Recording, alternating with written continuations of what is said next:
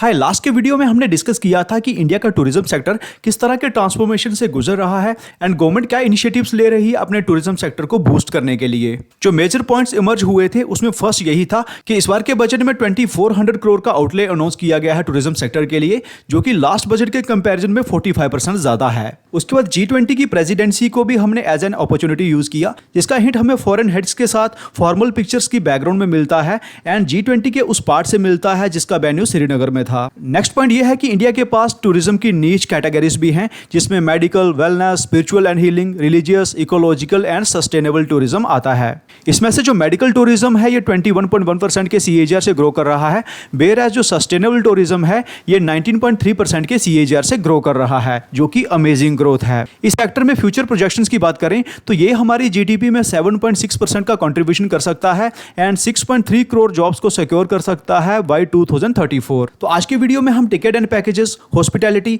And platform service provide करने वाली companies को डिस्कस करेंगे। इनमें से ज्यादातर कंपनीज एक बड़ा कैपेक्स भी कर रही है, प्राइस टू अर्निंग भी लो है। कुछ कंपनीज का प्राइस टू अर्निंग आपको हायर देखने को मिलेगा, लेकिन एक्चुअल में वो हायर है कि नहीं इसका क्लैरिफिकेशन भी आपको वीडियो के दौरान मिल जाएगा। इनमें से कुछ स्टॉक्स ऐसे भी हैं जो अपने 52 वीक लो के अराउंड ट्रेड कर रहे हैं एंड इनमें से कुछ बिजनेसेस को ऑलरेडी मैंने अपने पोर्टफोलियो में ऐड किया हुआ है। क्यों ऐड किया है इसके रीजंस भी आपको वीडियो में मिल जाएंगे एंड मैं आप सबको भी यही कहना चाहूंगा कि बिना रीजंस जाने, बिना खुद की स्टडी किए किसी भी बिजनेस में एंटर ना करें, बिकॉज वो भी एक गैम्बलिंग ही है। तो फर्स्ट टाइम व्यूअर्स को बताना चाहता हूं कि मेरा नाम सुशील है। मेरे काम को अप्रिशिएट करने के लिए वीडियो को लाइक जरूर करें। We are not SEBI registered, so kindly consider this video only for educational purpose and किसी सिंगल स्टॉक में अपना 5% से ज्यादा इन्वेस्ट ना करें। तो लेट्स स्टार्ट द डिस्कशन। तो सबसे पहले हम होटल इंडस्ट्री में ऑपरेट करने वाली कंपनीज को स्टडी कर लेते हैं एंड यहां पर इंटरेस्टिंग ये हो रहा है कि हॉस्पिटैलिटी कंपनीज का रैपआर बढ़ रहा है। रैपआर का मतलब है रेवेन्यू पर अवेलेबल रूम। तो लेमन लैंग्वेज में बताऊं कि जिस होटल के रूम्स ज्यादातर डेज में बुक ही रहते हैं उनका रैपआर भी बढ़ता है। दूसरा ये हुआ है कि कोविड के बाद 2 साल तक इस इंडस्ट्री में डिमांड इतनी वीक रही कि किसी भी प्लेयर ने कैपेसिटी का एडिशन नहीं किया एंड यही कारण है कि इस इंडस्ट्री में जो डिमांड है वो 10.6% के CAGR से ग्रो कर रही है, वेयरएज जो सप्लाई है वो सिर्फ 8% ही है। एंड डिमांड एंड सप्लाई का कनेक्शन हम सब अच्छे से समझते ही हैं कि जब डिमांड बढ़ती है एंड सप्लाई कम होती है तो प्रोडक्ट के प्राइसेस बढ़ते हैं एंड एग्जिस्टिंग प्लेयर्स के लिए विन विन सिचुएशन होती है। और जो रीजन रिस्पॉन्सिबल है इस इंडस्ट्री में फ्यूचर ग्रोथ के लिए, उसमें सबसे बड़ा रीजन है गवर्नमेंट का इंफ्रास्ट्रक्चर पर पुश। यहां पर बाय 2030 गवर्नमेंट $2 ट्रिलियन स्पेंड करेगी इंफ्रास्ट्रक्चर के लिए। उसके बाद ग्रोइंग मिडिल क्लास भी एक बड़ा कारण है, देन राइजिंग डिस्पोजेबल इनकम भी एक बड़ा कारण है। उसके बाद इस इंडस्ट्री का जो माइस सेगमेंट है इसमें भी अच्छी ग्रोथ एक्सपेक्ट की जा रही है बाय 2030 एंड माइस का मतलब है meetings, incentives, conferences and exhibitions. उसके बाद बढ़ती हुई GDP भी एक बड़ा कारण है इस इंडस्ट्री में ग्रोथ के लिए एंड यहां पर एक्सपेक्ट किया जा रहा है कि by calendar year 2027 India world की 3rd लार्जेस्ट इकोनॉमी बन सकता है after US and China and इसका सोर्स भी आपकी स्क्रीन पर है। उसके बाद premiumisation and rise of affluent India, ये भी एक बड़ा कारण है इस इंडस्ट्री की ग्रोथ के लिए। प्रीमियमाइजेशन की थीम अलग अलग सेक्टर्स में किस तरह से प्ले हो रही है इसे हम कई सारे वीडियोस में डिस्कस कर भी चुके हैं, उसके लिए आप ये वाला वीडियो भी देख सकते हैं। एंड होटल इंडस्ट्री में प्रीमियमाइजेशन किस तरह से प्ले हो रही है उसका डाटा आप स्क्रीन को पॉज करके स्टडी कर सकते हैं। तो फर्स्ट कंपनी जिसे हम स्टडी करने वाले हैं वो एक माइक्रो कैप है, क्योंकि कंपनी की मार्केट कैप 990 करोड़ है एंड इसके साथ कंपनी का प्राइस टू अर्निंग देखिए ये 20.8 है, जो कि इंडस्ट्री PE के कंपैरिजन में काफी अंडरवैल्यूड है। लेकिन इस कंपनी की अगर हम इन्वेंट्री देखें तो इनके पास 107 प्लस होटल्स हैं इंडिया की 70 प्लस अलग अलग लोकेशंस पर एंड टोटल रूम्स हैं इनके पास 6395 प्लस। तो इस तरह की इन्वेंट्री जनरली हमें किसी मिड कैप कंपनी के पास देखने को मिलती है।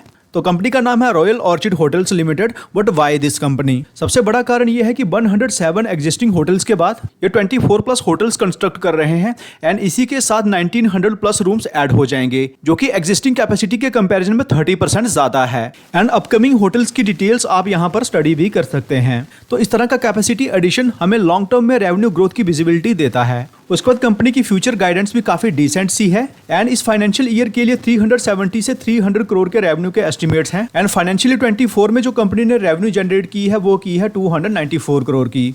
लेकिन नेक्स्ट फाइनेंशियल ईयर में ये रेवेन्यू 500 करोड़ को पार कर सकती है। उसके बाद जो इस फाइनेंशियल ईयर के लिए प्रॉफिट आफ्टर टैक्स की गाइडेंस है वो 55 से 58 करोड़ की है, जो कि फाइनेंशियल 24 के कंपैरिजन में एक डिसेंट सी ग्रोथ है। लेकिन नेक्स्ट फाइनेंशियल ईयर में इनके प्रॉफिट आफ्टर टैक्स 70 करोड़ को पार कर सकते हैं, जो कि फाइनेंशियल ईयर 24 के कंपैरिजन में 40% से ज्यादा की ग्रोथ है। उसके बाद इस कंपनी के केस में बेस्ट पार्ट ये है कि ये कंपनी लास्ट के कई फाइनेंशियल ईयर से पॉजिटिव कैश जनरेट कर रही है ऑपरेशन से। इनफैक्ट जो कोविड वाला ईयर था उसमें भी इन्होंने 5 करोड़ की कैश जनरेट की है, जो कि इतनी छोटी कंपनी के लिए काफी बड़ी बात है। कंपनी के सारे फाइनेंशियल मैट्रिक्स भी एक्सीलेंट है एक्सेप्ट कंपनी की डेट टू इक्विटी, एंड ये इसलिए हायर है क्योंकि कंपनी एक बड़ा कैपेक्स प्लान करके चल रही है। बट कंपनी की जो पीईजी रेशो है वो 0.66 है, एंड 1 से नीचे की पीईजी रेशो इन्वेस्टर्स के फेवर में मानी जाती है। स्टॉक प्राइस भी लास्ट के 1 ईयर से कंसोलिडेशन में है, यहाँ से हमें डाउन साइड प्रोटेक्शन भी मिलती है, तो इसलिए इस कंपनी को आप फर्दर स्टडी कर सकते हैं। तो फ्रेंड्स, वीडियो में आगे बढ़ने से पहले मैं बताना चाहता हूं कि प्रेजेंटली काफी सारे इन्वेस्टर्स एंड ट्रेडर्स अपने हार्ड अर्न मनी को लूज कर रहे हैं बाय ज्वाइनिंग रैंडम टेलीग्राम और व्हाट्सएप ग्रुप्स। एंड ऐसा इसलिए होता है बिकॉज हमें कॉल्स प्रोवाइड करने वाली की क्रेडिबिलिटी के बारे में कुछ भी पता नहीं होता। तो इसे ओवरकम करने के लिए हम यूनिवर्स जैसे प्लेटफॉर्म पर ट्रस्ट कर सकते हैं। यहाँ stock recommendations directly SEBI registered search analyst से आती हैं। पास्ट रिकॉर्ड्स में मैंने नोटिस किया है कि लॉन्ग टर्म इन्वेस्टिंग में इनका स्ट्राइक रेट 100% से ज्यादा है, फ्यूचर एंड ऑप्शंस में इनका स्ट्राइक रेट 80% से ज्यादा है, एंड शॉर्ट टर्म ट्रेडिंग में इनका स्ट्राइक रेट 90% से ज्यादा है। लॉन्ग टर्म इन्वेस्टिंग जो कि हमारा फोकस एरिया रहता है, यहाँ पर कई सारे स्टॉक्स ने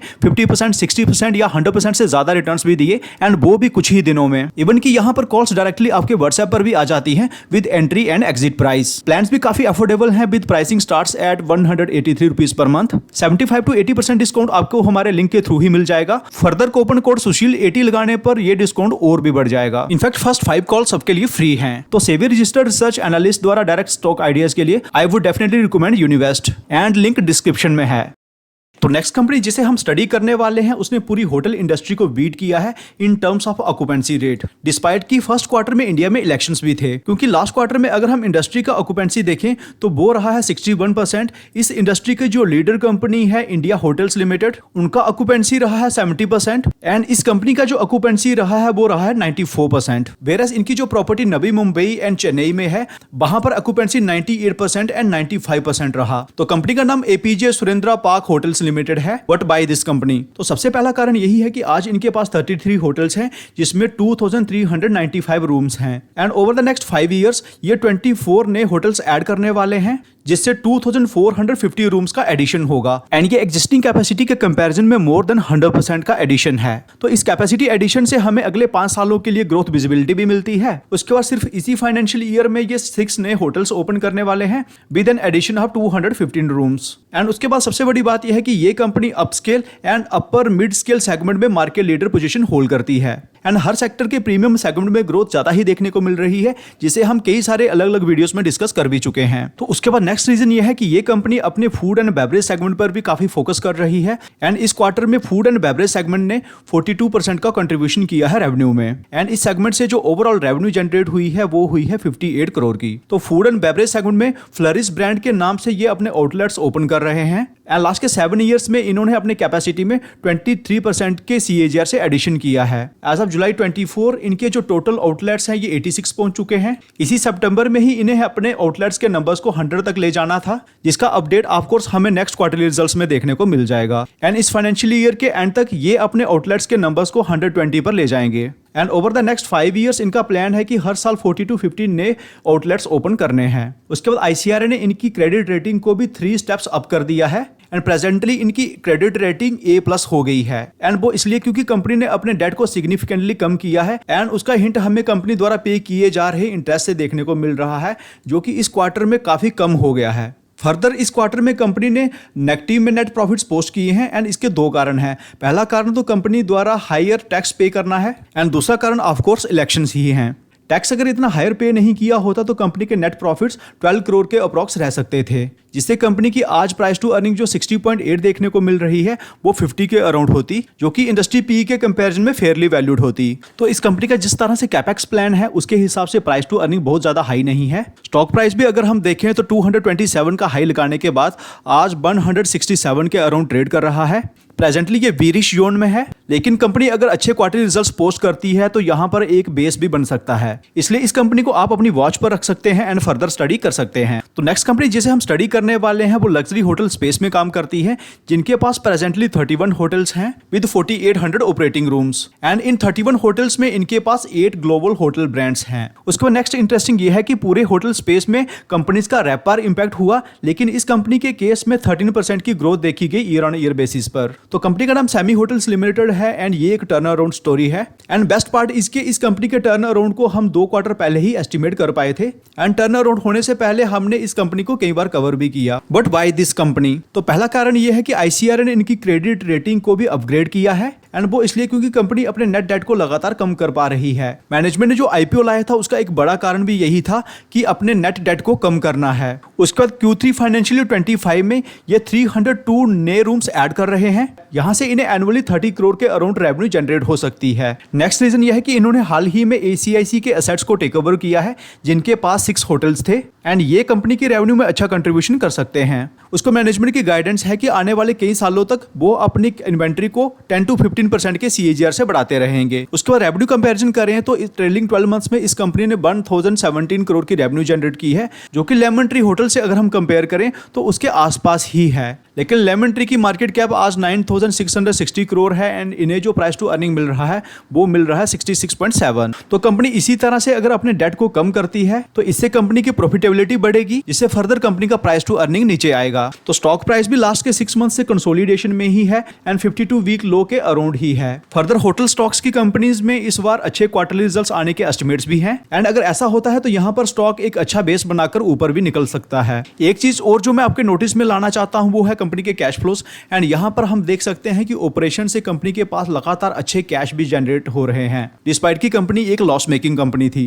एंड ऐसा कैसे हुआ है मैं चाहूंगा कि हमारे रेगुलर व्यूअर्स कमेंट सेक्शन में जरूर लिखें। तो इस फाइनेंशियल ईयर में कंपनी ने हाईएस्ट एवर कैश भी जनरेट की है, दैट इज 275 करोड़। तो इसलिए इस कंपनी को भी आप फर्दर स्टडी कर सकते हैं। तो next company comprehensive travel related products offer करती है, जैसे कि airline tickets, hotel and holiday packages, railway tickets and बस टिकट्स। ये इंडिया की fastest growing and second largest portal है, लेकिन अब ये कंपनी ई बस मैन्युफैक्चरिंग में भी फोरे करने वाली है एंड मेडिकल टूरिज्म में हो रही अमेजिंग ग्रोथ का बेनिफिट लेने के लिए इन्होंने कुछ एक्विजिशंस भी किए हैं एंड स्टॉक प्राइस भी अपने हाई से मोर देन 50% करेक्ट हो चुका है। तो कंपनी का नाम बताने से पहले मैं बताना चाहता हूं कि कंपनी की positive developments and negative developments को जाने बिना डायरेक्टली इस कंपनी में एंटर ना करें, क्योंकि दोनों ही डिसीजन मेकिंग में बहुत ज्यादा हेल्प करने वाली हैं। तो कंपनी का नाम इजी ट्रिप प्लानर्स है। तो सबसे पहले हम पॉजिटिव डेवलपमेंट्स पर बात कर लेते हैं। तो पॉजिटिव डेवलपमेंट्स में फर्स्ट ये है कि इन्होंने हाल ही में अडानी डिजिटल लैब्स के साथ टाई अप किया है so that international traveller India के मेजर 7 इंटरनेशनल एयरपोर्ट्स पर कंपनी की सर्विसेज को ड्यूटी फ्री अवेल कर पाएं। उसके बाद कंपनी का जो बिजनेस दुबई में है, यहां पर भी रिमार्केबल ग्रोथ देखने को मिली है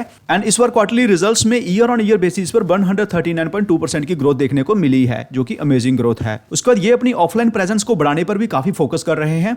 Q1 के एंड होने तक इन्होंने 60 स्टोर्स ओपन कर लिए थे एंड इनका टारगेट है कि इस फाइनेंशियल ईयर के एंड होने तक ये 100 और नए एडिशनल स्टोर्स ओपन कर देंगे। हाल ही में बोर्ड ने 1000 करोड़ के कैपिटल रेज प्रोग्राम को अप्रूव किया है एंड ये इस कैपिटल का यूज कुछ एक्विजिशंस करने के लिए करेंगे सो दैट इन ऑर्गेनिकली भी ग्रो किया जाए। लेकिन बड़ी डेवलपमेंट ये हुई है कि ये कंपनी अब इलेक्ट्रिक बस मैन्युफैक्चरिंग में भी फोरे करने वाली है एंड इसके लिए इन्होंने एक सब्सिडरी भी सेटअप कर दी है जिसका नाम है easy green mobility. Over the next 2 to 3 years ये 4000 से 5000 इलेक्ट्रिक बसेस की मैन्युफैक्चरिंग करेंगे एंड इन इलेक्ट्रिक बसेस का जो यूज है वो भी इन हाउस ही किया जाएगा एंड वो किया जाएगा इनकी एक सब्सिडरी योलो बस के द्वारा, जो कि इंटरसिटी बस टिकटिंग में काम करती है। तो इलेक्ट्रिक बस मैन्युफैक्चरिंग के लिए इन्होंने 200 करोड़ का फंड एलोकेट किया है for research and development, product innovation and setting up of manufacturing facility. Friends, medical tourism sector जो कि अभी 21% के ज्यादा के CAGR से ग्रो कर रहा है, इसमें अपनी पोजीशन को स्ट्रेंथन करने के लिए इन्होंने 49% ऑफ स्टेक एक्वायर किया है इन फ्लैश होम हेल्थ केयर में एंड 30% ऑफ स्टेक एक्वायर किया है इन रोलिंस इंटरनेशनल में। उसके बाद कंपनी के सारे फाइनेंशियल मैट्रिक्स भी एक्सीलेंट हैं, चाहे रिटर्न ऑन कैपिटल एम्प्लॉयड हो, रिटर्न ऑन इक्विटी हो,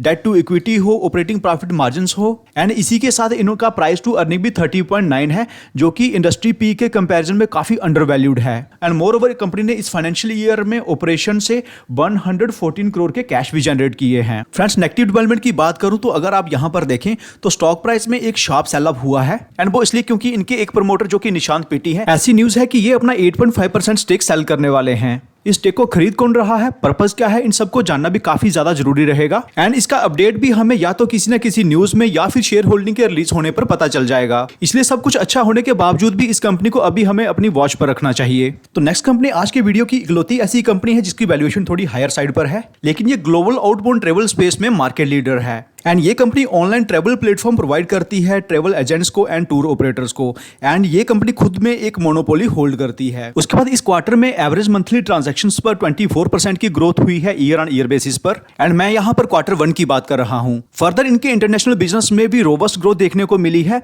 स्पेशली यहाँ पर डबल डिजिट में ग्रोथ हुई है in European and Asian Pacific countries. तो कंपनी का नाम TVO Tech लिमिटेड है, बट वाई दिस कंपनी? तो पहला कारण ये कि ये टूरिज्म सेक्टर के हर वर्टिकल में इनकी प्रेजेंस है, क्योंकि इन सारे ही वर्टिकल्स में ये कंपनी प्लेटफॉर्म सर्विसेज प्रोवाइड करती है। उसके बाद ये कंपनी ग्लोबली अपना बिजनेस करती है। कौन से रीजन से इनकी ग्रॉस ट्रांजैक्शन वैल्यू कितनी रही है वो भी आप वीडियो को पॉज करके स्टडी कर सकते हैं। यहाँ पर आपको होटल एंड एंसिलरी सेगमेंट की अलग से डाटा मिल जाएगा एंड एयर सेगमेंट का ग्रॉस ट्रांजैक्शन वैल्यू भी आपको साथ में मिल जाएगा। उसके बाद हाल ही में इन्होंने स्पेन बेस्ड कंपनी का एक्विजिशन किया है जिसका नाम है जंबो लाइन। एंड इस एक्विजिशन से इस कंपनी की रेवेन्यू में 32 करोड़ का कंट्रीब्यूशन हुआ है। उसके बाद नेक्स्ट पॉजिटिव इस कंपनी के केस में यह है कि ऑलमोस्ट सारी की सारी होल्डिंग स्ट्रॉन्ग हैंड्स के पास है। एंड यहाँ हम देख भी सकते हैं कि पब्लिक के पास सिर्फ 3.98% की होल्डिंग ही है। सारे फाइनेंशियल मैट्रिक्स भी एक्सीलेंट है एक्सेप्ट कंपनी का प्राइस टू अर्निंग जो कि हायर साइड पर है। तो अगर प्राइस टू अर्निंग इस कंपनी का 70 के अराउंड आता है देन इन माय ओपिनियन इसे कंसीडर किया जा सकता है। फ्रेंड्स, वीडियो इन्फॉर्मेटिव लगा है तो लाइक जरूर करिएगा। आप हमें सब्सक्राइब भी कर सकते हैं। तो सेबी रजिस्टर्ड रिसर्च एनालिस्ट द्वारा डायरेक्टली